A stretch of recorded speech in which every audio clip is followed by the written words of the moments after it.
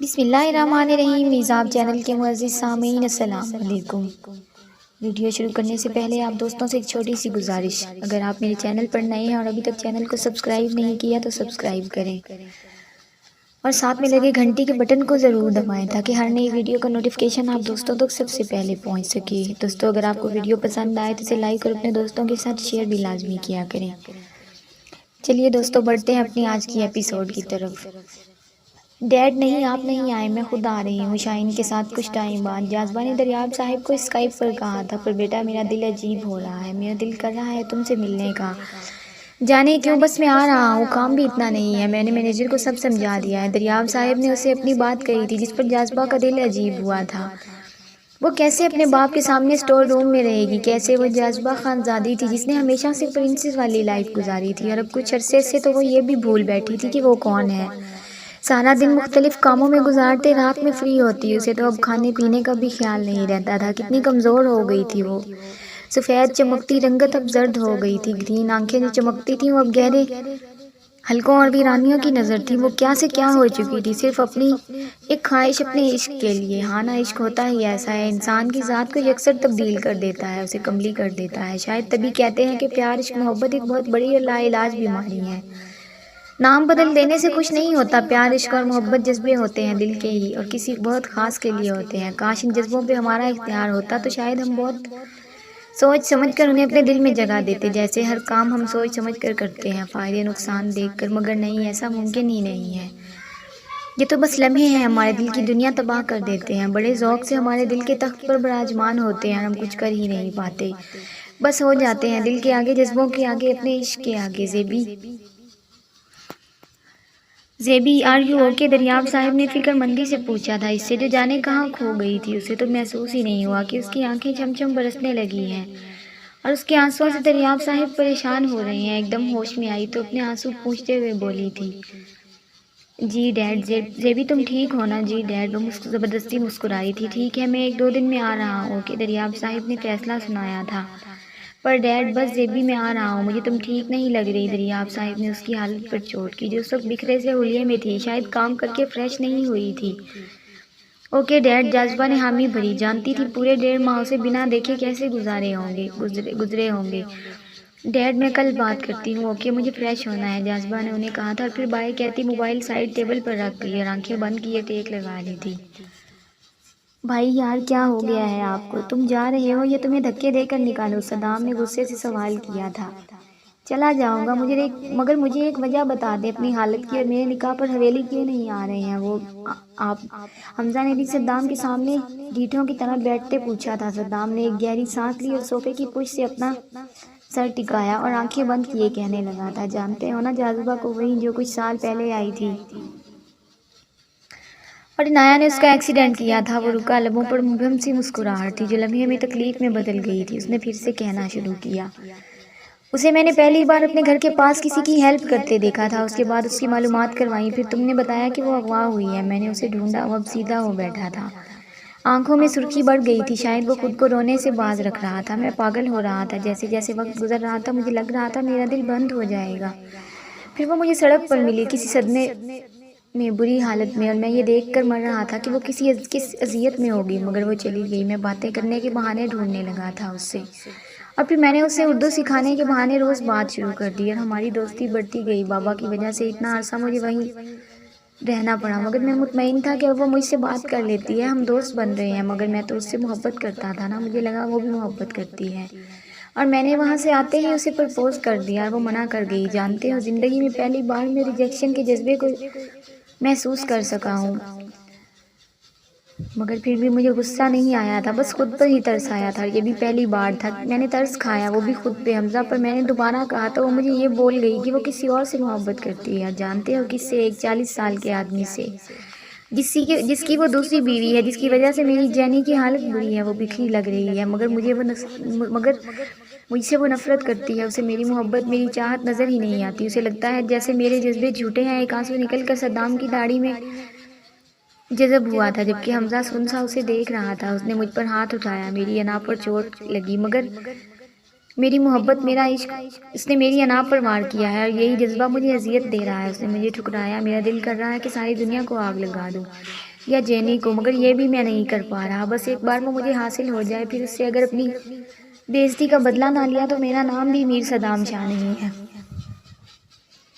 آخر میں اس کے لہجے میں غصہ، طیش اور آگ تھی، ایک جلن تھی، حسد، جو شاید حمزہ محسوس کر رہا تھا، پر اسے شاید معلوم نہیں تھا کہ وہ اپنی انا اور غصے کی وجہ سے اپنا ہی ناقابل تلافی نقصان کرنے والا ہے، جو شاید بکھیر دے گا، اسے توڑ دے گا، اس کی انا کو، اس کی ضد کو۔ بھائی جو بھی ہو، آپ بھول جائیں، وہ لڑکی اچھی تھی، میں نے اسے کسی کے لیے روتے تڑپتے دیکھا تھا، اس کی ویران آنکھیں سب بتا رہی تھی، وہ آپ سے بھی پہلے اس جذبے سے واقف تھی۔ پلیز کچھ غلط مت کریے گا، جانتا ہوں مشکل ہے، اس پر آپ عمل کریں، مگر یاد رکھیں غصے میں آپ ہمیشہ غلط ہی فیصلے کرتے ہیں۔ حمزہ نے صدام کے چہرے کو دیکھتے ہوئے کہا تھا، جو بکھرے حلیے میں بھی وجیحہ لگ رہا تھا، مگر چہرے پر بکھری سنجیدگی اور سرد تاثر سے وہ کوئی اسٹیچو لگ رہا تھا۔ تم جاؤ، میں آ جاؤں گا تمہارے نکاح میں۔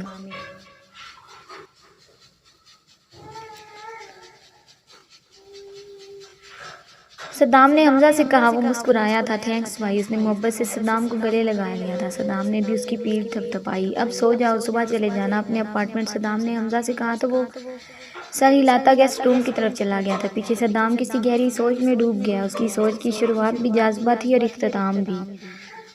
مام اس وقت لاؤنج میں داخل ہوتا کنیز بیگم کو پکار رہا تھا، وہ جو کچن میں ملازموں سے سر کھپا رہی تھی۔ مام کی پکار سن کر خوبصورت سا مسکراتی لاؤنج میں داخل ہوئی تھی۔ وہ انہیں دیکھتا ان کے گلے سے لگ گیا۔ آئی مس یو سو مچ مام۔ ان کے گلے لگا، وہ پیار سے بولا تھا، میرا بیٹا کتنا بڑا ہو گیا ہے اب۔ وہ آنسو صاف کرتی اس کا ماتھا چومتے ہوئے بولی تھی، اف مام رونا بند کریں، اب تو ہمیشہ کے لیے آ چکا ہوں۔ کنیز بیگم کے آنسو صاف کرتا بول رہا تھا،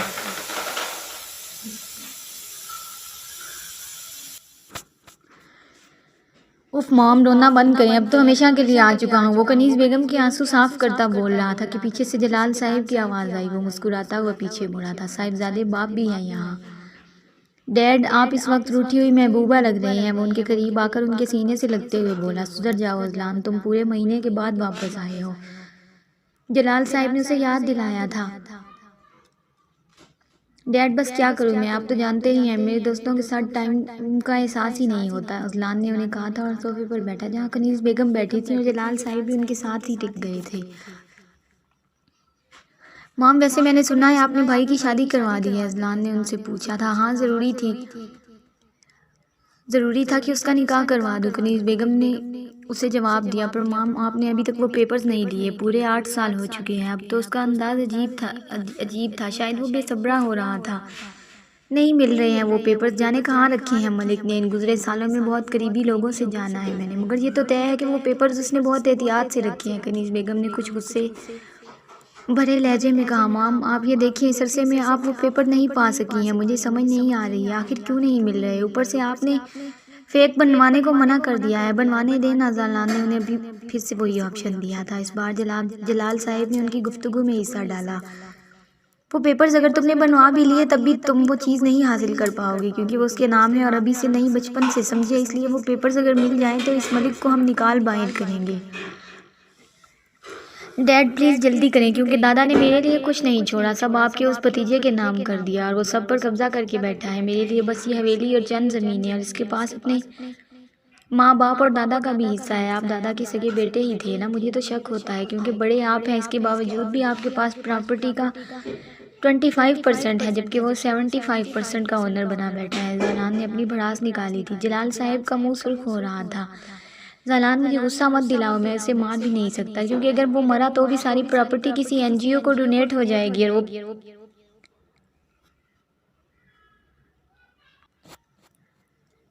وہ پیرس والا ہوٹل بھی جس کے ہم کاغذات ڈھونڈ رہے ہیں وہ چاہ کر بھی نہیں حاصل کر پائیں گے، اس کی مالیت وقت کے ساتھ ساتھ بڑھ رہی ہے اور ملک شاید یہ بات جانتا ہے، اسی لیے وہ پیپرز ہم سے چھپا کر رکھے ہیں اس نے۔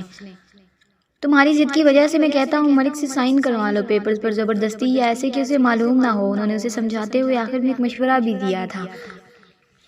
واہ ڈیڈ بہت اچھے، اور آپ کو لگتا ہے کہ وہ اپنی ماں کا وہ ہوٹل میرے نام کرے گا خوشی خوشی، جس کی واہ ڈیڈ بہت اچھے، اور آپ کو لگتا ہے کہ وہ اپنی ماں کا وہ ہوٹل میرے نام خوشی خوشی کر دے گا، کر ہی نہ دے، اور چھپ کر سوال ہی پیدا نہیں ہوتا۔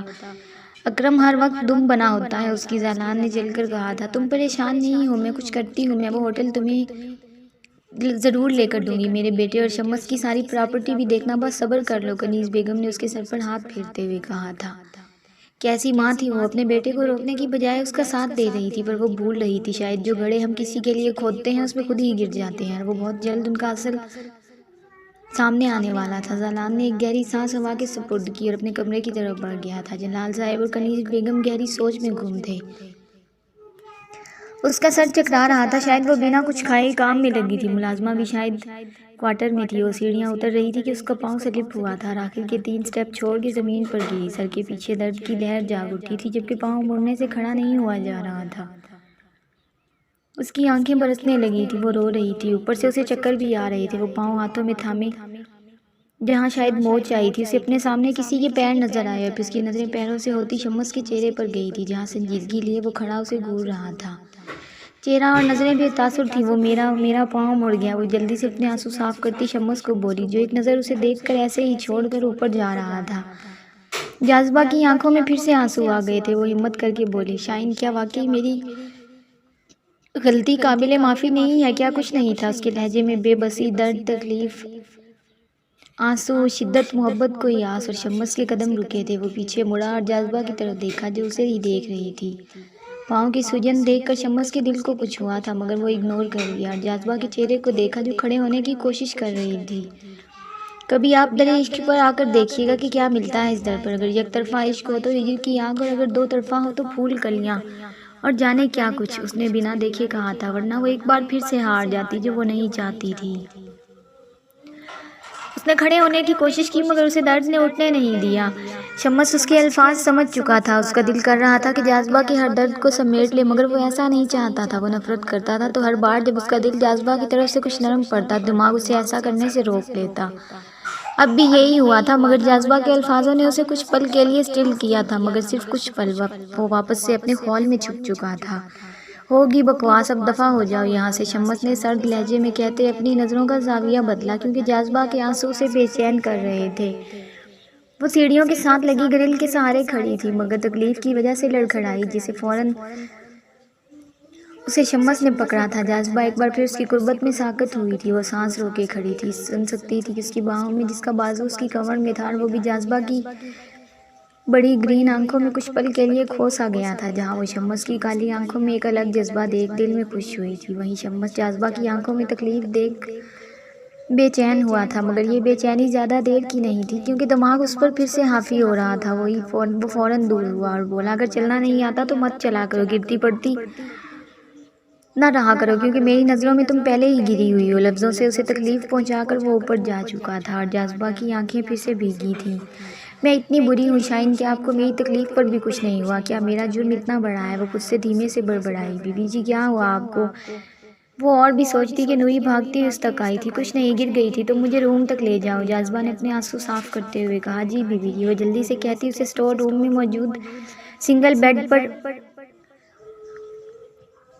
بٹھا آئی تھی، ساتھ بام لگانے کا کہا، مگر جاذبہ منع کر گئی تھی کہ وہ خود لگا لے گی۔ جاری ہے دوستوں، امید ہے آپ کو ویڈیو پسند آئے گی۔ اگر ویڈیو اچھی لگے تو اسے لائک اور اپنے دوستوں کے ساتھ شیئر لازمی کریں۔ ملتے ہیں نیکسٹ ایپیسوڈ میں، تب تک کے لیے اپنا خیال رکھیں اور دعاؤں میں یاد رکھیں۔ اللہ حافظ۔